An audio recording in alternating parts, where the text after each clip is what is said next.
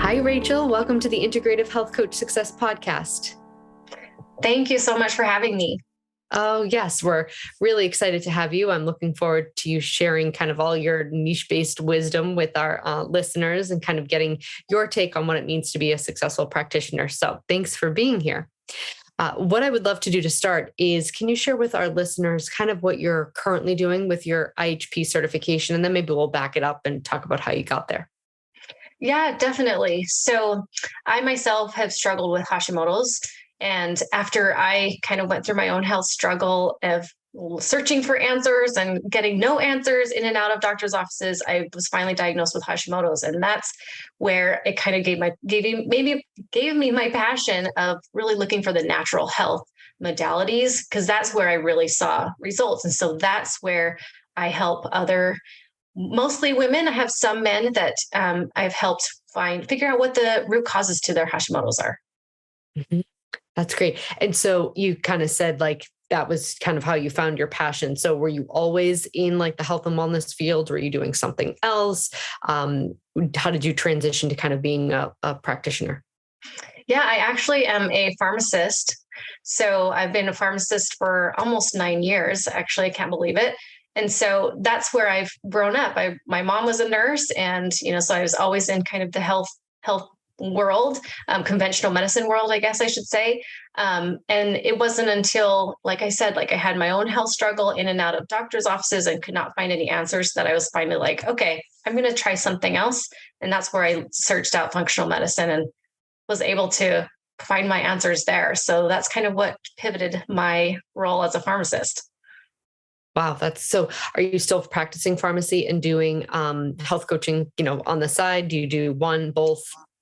Yep, I do them both. I'm currently working on transitioning to doing coaching full time. That's great. We've had so many other pharmacists, which if I were to think of like the health conventional world, like I would say, sure, I bet we would attract like nurses and maybe, doctors and, PAs, but pharmacists specifically wouldn't have been like my number one thing. But it's interesting because we have so many former pharmacists that come to IHP, and either they stay doing pharmacy or, they transition. But yeah, it's interesting. Mm-hmm, definitely. And a lot of pharmacists I know are like, don't take a lot of medications. So it's kind of funny because you think that they'd be all pushing it, but it's really about, taking care of our bodies first and then, searching out medications, last. Sure. Yeah. Because medication, like there's a time and a place. Mm-hmm. We're lucky enough to have life-saving, interventions when it comes to all sorts of things, whether it be surgery, medication. And so it's not that stuff isn't important. It's just that when that's used as a first stop, that's when sometimes we can get in trouble. So yeah, definitely. Yeah. Okay. So I'm curious kind of what your take is on niching down. Was that something that you kind of sought out to do because you knew like, okay, this is important, on your Instagram page specifically, it's kind of like very clear that you are, working directly with Hashimoto's, specifically thyroid. And was that something that you just kind of like intuitively felt called to do?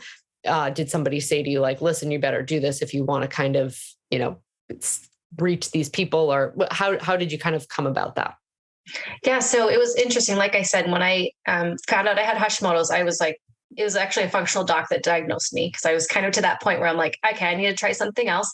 So I was diagnosed and followed his nutrition guidelines, and just in a matter of months, seeing the changes that I had seen in just my symptoms that I had dealt with for 5, 6, 7 years. I was like, I felt called to look more into this and become a health coach. And so going into this space, I knew it was going to be Hashimoto's. So I feel lucky that I already knew what my niche was, not really knowing what a niche was at the time, but I just knew there's more women out there and men that were struggling with the same symptoms and had no answers and felt the same way I did. So I knew I had to just spread the word and get it out there that you can feel good even if you have Hashimoto's. Mm-hmm. Yeah, absolutely. And I think a lot of IHPs, obviously, like that's what this podcast is about, is, how people went from one place, to the next. So very few people kind of wake up at their early 20s and decide they want to be a health coach, although I'm sure more people are now. But I think kind of our generation of, women late 30s, like it's kind of been something that we've transitioned to, even if it was, from one health thing to the next. But we're all kind of driven by some sort of a passion. And I think you bring up an interesting point, because I think our kind of niche is the easiest way to identify it is the thing that feels most easy, most comfortable, most kind of passionate to talk about, in a sense of like, what information are you just dying to tell someone, right? And for some people, it can be what you struggled with, because let's face it, it's when we've kind of quote unquote cured, healed, helped ourselves in a sense, it's pretty empowering, and that kind of fuels what you want to share with other people, whether it be social media or through a blog or just with clients. If you don't, social media is not your thing. Yeah. Yeah, definitely. Because I feel like you have gone through that place where you have felt hopeless. You felt, alone. You felt, just like, this is never going to end. This is just my life. And so you being able to speak those words on social media or wherever your platform is, it really draws in those people, because they'll be able to relate to those symptoms. They'll be like, I've had clients and people on my page come back and say, oh my gosh, I felt like I was reading my story. And so just sharing what you struggled with, it helps other people come out of the woodwork and be like, I struggle with that too. Yeah, absolutely. And so oftentimes like us sharing our story, even if it's, we can share that there's been like struggle along the journey, and yes, like we're not where we want to be, but we're getting there, right? Just knowing that you're not alone simply can just give people a huge amount of hope, especially if they're still in the trenches of conventional medicine and kind of going doctor to doctor, and nobody's able to kind of help them. And they're just like, oh, well, maybe if your grandmother had thyroid issues, like this is just what you're going to have to deal with. Right. So just having like someone to relate to and understand where you're at. Right. Because a lot of people, I think, they understand and they know what to do. A lot of people can know, like, if I eat healthier, I'm probably going to feel better. Or if I move my body, I'm probably going to feel better. Right. But so many people are missing that connection and that understanding from somebody else, to where like their nervous system's able to relax and they're able to take the next steps that are going to better their health. And I think social media obviously has its negatives, but positive is that we're able to connect and like build relatability with people, that allows us to kind of not feel so alone, which then empowers us to kind of go further. Yeah, definitely. Yeah. So kind of in that same token, you have, a considerable following, 20,000 followers or so on social media. And it was interesting because I kind of asked before we signed on if that was something that you wanted to talk about. And you actually said that you don't think you need that many followers to kind of create a sustainable business as far as attracting clients or, speaking to and helping other people. Would you kind of talk a little bit about kind of your belief there? Because I think it's something we haven't talked about yet, but kind of the more I've sat here and thought about it, I actually think you're right. So I'd love for you to share. Yeah, definitely. Because there's just one of you. And so, even if you had 1,000 or 2,000 followers that are really loving what you're posting about, they can relate, they're going to want you to help them. And I can't even imagine taking on 1,000 clients at once, or even half of that. And so I don't think you need a huge following. I happen to have a reel that went viral, which that was never my intention, was to have a huge following. But, I think as the more you talk about, what your struggles are, you're going to bring in those people that really relate to you and they want to see your stuff. Because the bigger you get, the less they'll probably see your stuff, especially if they just followed you because they liked a reel or followed you because just a one post, but they're not actually relating to the content that you're putting out every day or the reels that you're putting out. So having a smaller following, and it's those people that just want to, they just relate to you. You're going to be able to really build those relationships with them. And you're going to see the same people commenting on your posts, and you're going to see the same people in your DMs, and you're going to build that, like no trust, where they want you to help them. Yes. Yeah, absolutely. The kind of quality over quantity, in a sense. Definitely. Yeah. Because it allows you to kind of create, very specific, focused information, right? Where you're kind of, like you said, speaking right to anybody that has these specific issues. And yes, it seems like, I think we talk about niching down a lot because a lot of practitioners are hesitant to do it because they feel like they're going to like crowd out, all of these clients that they might be able to help by only narrowing here. But the more you kind of narrow down the middle, the kind of the more quantity more quality you're bringing in versus the quantity. And yeah, it can be incredibly powerful. And like you said, with the goal is just to share information and, help, which I think so many of our goals are, that the following stuff like that ends up becoming some sort of organic byproduct of that, truthfully. Yeah, definitely. Yeah. What would you say kind of is one of your, like, if you had to think of one like business type tip? So from the point of where you decided, like, I'm going to, do IHP, I'm going to do level 1, level 2, and I want to start health coaching, to kind of where you are now, is there any like one thing that you did to kind of feels like it was significant enough to get you to the place where you're at? We talked a little bit about niching down, but if there was something else that you would love to share with our listeners as far as like, inspiration or, kind of something tangible that they could do within their own business? Yeah, definitely. I feel like a lot of times we feel like we need to be a certain point to really start. But my advice would be just start. Like, when I started going through IHP, I just started sharing what I was learning, because I was just like, I'm just going to start putting it out there. I'm going to commit to, when I first started, it was 5 posts a week. So I was Monday through Friday, I was going to take the weekends off. And I actually still stick to that because, we still need to take time for ourselves. We can't let it overrun us. But and whatever it is for you, it doesn't have to be 5 days a week. It could be 3 days a week, but just start, everyone has to start somewhere. And so even just what you're learning, like, you don't have to be in that place where you feel like you're thriving and you're doing so much better and you're, better. Like you're just need to be one step ahead of somebody else. And so all I did was when I was learning what in IHP, I just started sharing, those things that stuck out to me. I'm like, oh, that's so cool. I'm going to go post about this today or whatever. So I think just starting, I know it's scary, but we all start somewhere and we all don't know what we're doing. So, just taking that step and just start small and not over stressing about it. Yes. Yeah. And we've, kind of touched upon this before too. And I've shared this a few times, but for new listeners, Dr. Cabral, when I first started doing this years ago, my gosh, I think it was maybe coming up on 14 years. And I used to say like, oh, like, I feel like I don't know, X, Y, and Z. What happens if the client asks me this? And he says, you can tell them that you're going to research it and go back to them.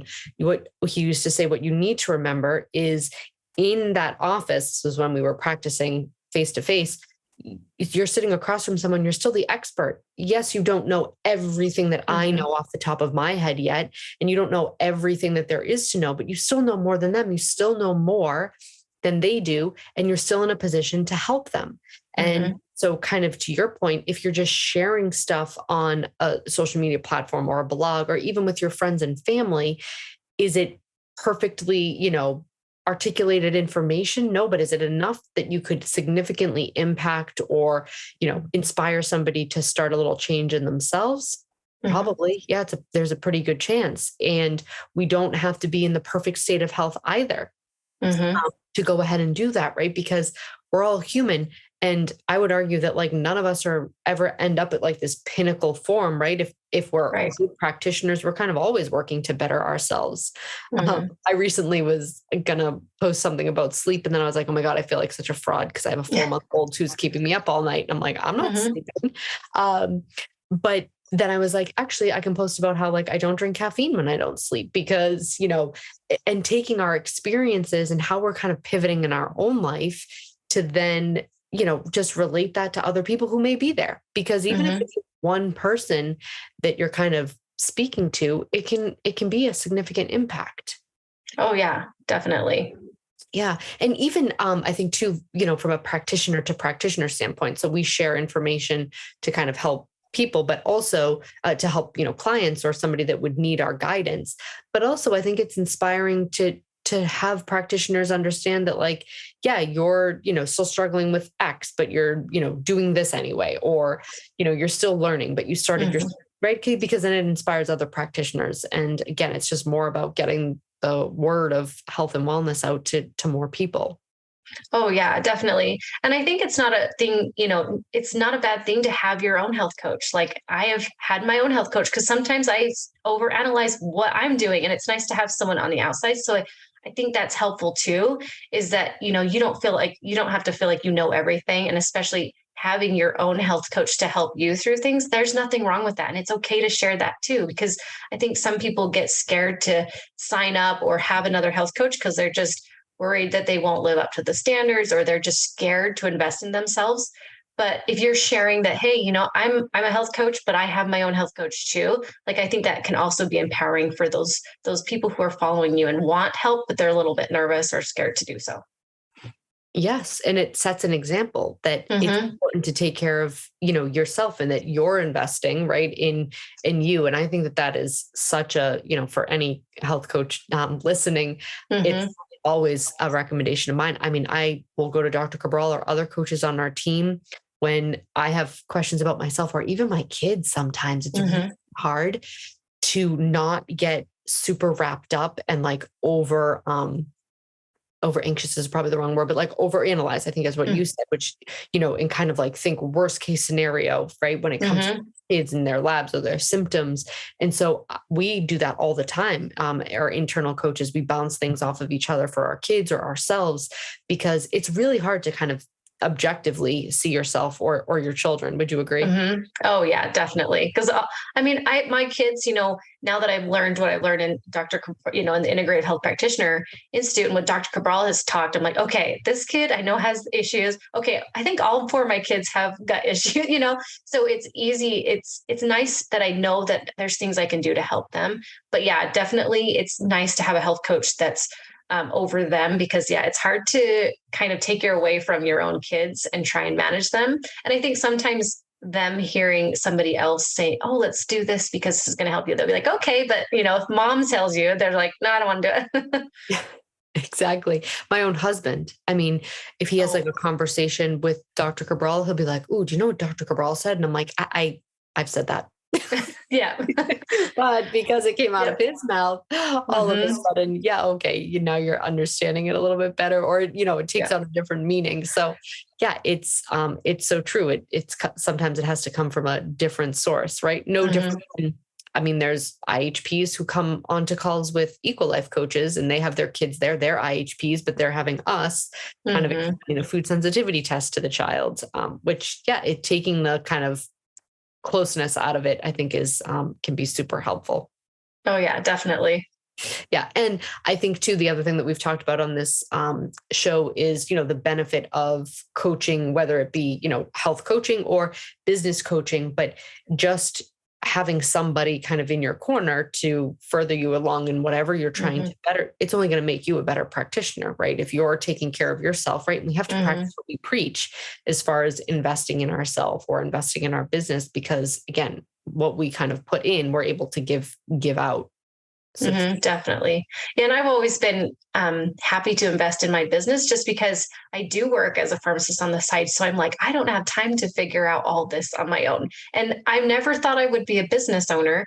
So you think health coach, you might not think, well, I'm a business owner, but you are. And so learning all of that back end, the behind the scenes boring stuff, it's helpful to hire a business coach to help you just get those those things in order, so that you're not stressing about, am I doing this right? Or do I need to, do other things? And so it's really helpful to have that, the business coach or, a health coach that helps you, because it just helps you get to the places you need to faster. Yes. Yeah, absolutely. And I think as far as the kind of coaching aspect, right, we're able to kind of come at it from a place of a little bit more, not so much uncertainty, and having a little bit more confidence too, right? And so showing up more confident, and you're showing up not as burnt out because you've had somebody kind of help you figure out things on the back end. Then it's just, again, a better oiled machine versus you trying to juggle four kids. Did you say you have 4 kids? Yeah, 4 kids. 4 kids, being a pharmacist and, starting and owning a business. Yeah, it's a lot to juggle. And so kind of allocating resources allows you to kind of not only build the confidence in, yourself, but it also allows you to kind of show up as a better version, right? Whether it be for your kids or for your clients and so on and so forth. Yeah, absolutely. Okay. So since you're a mom and I'm a mom too, I have 3 kids. So what do you find as kind of, because I think there's a lot of IHPs out there, specifically our listeners, who kind of can, be juggling a lot of this too. Do you have any like tips? Do you have anything that you find is something like a non-negotiable that kind of helps you balance motherhood, running a business, working as a pharmacist? What's kind of like one little thing that you would say is kind of a non-negotiable or a tip that you have to balance it all? Yeah, so definitely taking time for myself. And this doesn't mean half an hour, or whatever. It's usually first thing when I get up, I sit by myself in front of my red light and sipping on my lemon water and just taking 5 or 10 minutes before I get the kids up and get them to school. And, it took me a while to realize how important it was to actually take time for yourself and do stress management. And it wasn't until I was consistent with that I realized when I would get stressed or when things would be thrown my way, I'd be like, I didn't react like I normally do. I didn't feel super stressed when that came on. And I think it's that consistent taking time for myself. And, it might not be, in the morning for somebody, but before bed or sometime in the afternoon when your kids are napping, depending on where you are in your life. But I have found that has been like, it's like a non-negotiable for me to just take those few minutes in the morning. And not, sometimes I realize I need to sleep in. So I'll get my kids off to school and then I'll take time. So sometimes it is flexible, but most of the time I get up and that's the first thing I do. And it's been amazing and just my, just how I feel inside. Yeah. Yeah. And it again allows you to kind of pour from a fuller cup rather than an empty cup. And again, it's one thing that I try to explain and teach to lots of clients. Right? So if we're not doing it for ourselves, it's a little bit inauthentic to not be, to be telling a client here or, explain to a client like, this is hard. It's hard for me to kind of carve this time out. So I understand that it's a commitment, but these are the benefits that I've seen, right? We're always able to speak better from experience. So I couldn't agree more. Yeah. So if people are listening and they kind of want to find you on social media or other platforms where you might show up, where are kind of all of those places? Yeah. So I'm mostly most active on Instagram. So I'm at Rach_Hashimoto's Wellness. But I do have a website, it's wellnesshashimotos.com as well, but it's kind of under construction, but I'm mostly on Instagram. I am on Facebook as well, but mostly Instagram. Okay, that's great. And I usually kind of do that at the beginning, but I'm gonna back up because I did want to ask you one more question. Because you kind of have such a niche topic. Do you have do you have a book? Do you have a resource where you learned a whole lot about, like, if somebody's like, wow, I struggled with Hashimoto's or, thyroid, do you have resources that you really love as far as, that topic's concerned? Whether it be podcast, it could be anything. Yeah. So definitely listening to Dr. Cabral Concept podcast. He has a lot. He talks about thyroid and Hashimoto's. But I think it's important to read, just read all you can about it. That's what I did at first. I was reading Dr. Isabella Wentz's protocols, Dr. Amy Meyer's Hashimoto's and thyroid protocols. Just read as much as you can, because I think the education is key, because it's hard to just overhaul your diet and not really know why. But I think when you know that, have that understanding of, okay, this is why I'm eating these certain foods, because it's going to fuel my body. It's going to fuel fuel my thyroid, because our thyroid needs so many nutrients just to function. And so understanding that is, I just tell everyone, just read and educate yourself, because that understanding is going to help you stick to those, those protocols or those, tips or things to help you, manage your Hashimoto's. Yeah, absolutely. And the knowledge then, kind of fuels your ability to, better your own health, but it also gives you more confidence to kind of bring all that information to clients as well. Yeah, definitely. Thank you so much for being a guest on the Integrative Health Coach Success Podcast. This is such a great interview. I thank you so much for being here. Thank you so much. It was a pleasure. Yes. Okay. We'll be in touch soon. Thanks for being here, Rachel. Great. Thank you.